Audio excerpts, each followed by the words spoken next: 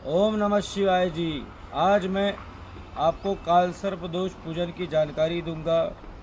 मैं त्र्यंबकेश्वर मंदिर से पंडित अंकित गुरु जी। यदि आपको काल सर्प दोष है कुंडली में, तो यह पूजन कर्म करने के लिए आपको कहाँ आना है? यह पूजन कर्म करने के लिए आपको आना पड़ेगा त्र्यंबकेश्वर नासिक। काल सर्प दोष में 12 तरह के काल सर्प ग्रहों का प्रभाव होता है। आपके कुंडल में कौन सा काल सर्प दोष है भी या नहीं, ये भी जानकारी लेना ज़रूरी है। तो मेरा नंबर नीचे दिया गया है, उस पर आप मुझे आपका नाम, जन्म तिथि, जन्म समय और जन्म का स्थान लिखकर भेज दें। मैं विस्तार पूर्वक आपको सारी जानकारी दे पाऊँगा। काल सर्प दोष की अब मैं आगे आपको जानकारी देता हूँ। यह सारा पूजन 3.5 से 4 घंटे का पूरा पूजन विधि होता है। आते समय जो भी पूर्वज गुजर गए हैं उन सभी का नाम लिख कर ले आना होगा। हमारे कुल देवता और कुल देवी का नाम और हमारा गोत्र, ये सब कुछ हमको पता होना चाहिए आते समय, ठीक है। इस पूजन कर्म के बहुत सारे मुहूर्त होते हैं, जो कि आप जब मुझे फ़ोन करेंगे तो मैं आपको पूरी जानकारी विस्तार पूर्वक दूंगा।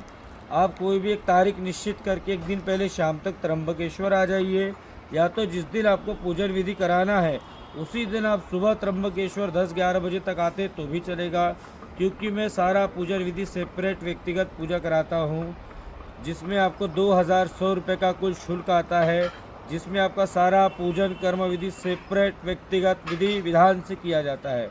जैसे आप आओगे तो सुबह स्नान ध्यान करके नए कोरे वस्त्र पहनाए जाएंगे।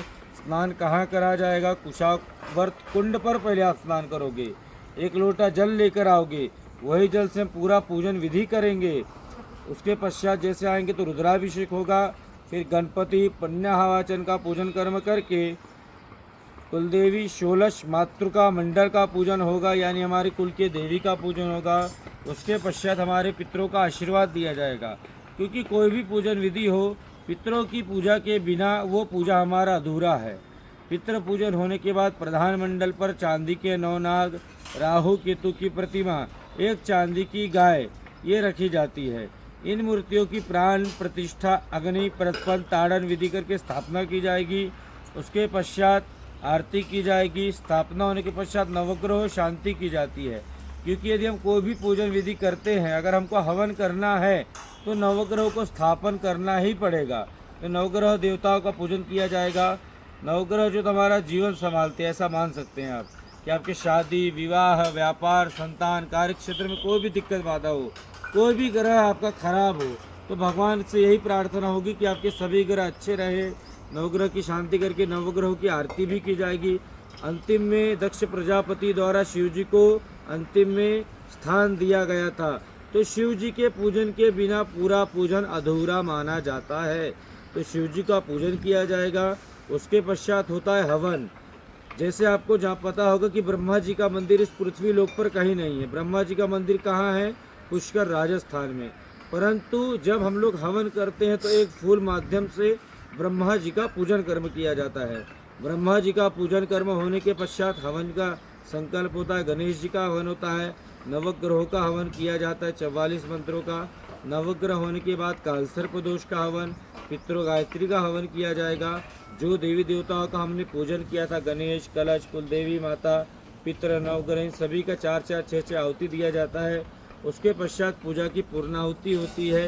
पूर्णाहुति से भी पहले एक काम होता है कि आपको अपार लक्ष्मी प्राप्त हो, आपके गुप्त शत्रु हैं उनका नाश हो। उनका नाश कैसे हो? कि मतलब आपके प्रति उनकी बुद्धि अच्छी होनी चाहिए, इसलिए उनका हवन किया जाता है।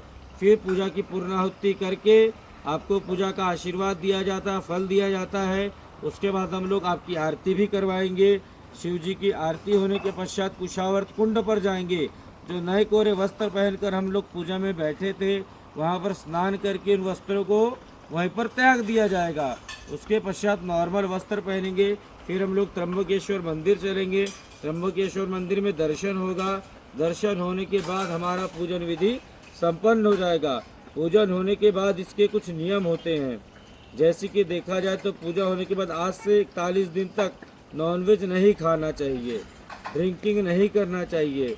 किसी का डेथ हो जाता है तो उसके घर पर मृत्यु में नहीं जाना है। हमने पूजन कर्म किया है या करवा रहे हैं, इस चीज़ का प्रचार नहीं करना। प्रचार क्यों नहीं करना है? क्योंकि कोई भी चीज़ का यदि हम प्रचार करते हैं तो हमारा काम बनते बनते बिगड़ जाना निश्चित है। इसलिए प्रचार नहीं करने। जिस दिन हमारा कार्य सिद्ध हो जाए उस दिन बढ़िया से पंडित जी का बैनर घर के बाहर लगा दीजिएगा। ठीक है, आपको सभी बातें समझ में आ गई होगी। मुख्य बात ये भी है कि कालसर्प दोष में 12 तरह के कालसर्प ग्रहों का प्रभाव होता है। तो आपकी कुंडली में कौन सा कालसर्प दोष है भी या नहीं, ये देखना जानना भी एक प्रकार से ज़रूरी है। तो ये मेरा व्हाट्सअप नंबर है, कॉलिंग नंबर है, और व्हाट्सअप पर आप मुझे आपका नाम, जन्म तिथि, जन्म समय और जन्म का स्थान लिखकर भेज दें। तो विस्तार पूर्वक मैं आपको सारी जानकारी दूंगा कि आपकी कुंडली में क्या ग्रह दोष है, क्या पूजा कर्म आपको करवाना है, किस तरह से आना है, सारी जानकारी मैं फ़ोन पर आपको अच्छे से दे पाऊंगा। ओम नमः शिवाय जी। इतनी ही जानकारी आपको मुझे देनी थी। आप लोग, मैं चाहता हूँ आप लोग मुझे सब्सक्राइब करिए, बेल आइकन के घंटे को ज़रूर दबाइए, और आप लोगों का वीडियो बना के मुझे बहुत प्रसन्नता होती है। ओम नमः शिवाय। जय त्र्यंबकराज, हर हर महादेव शंभो।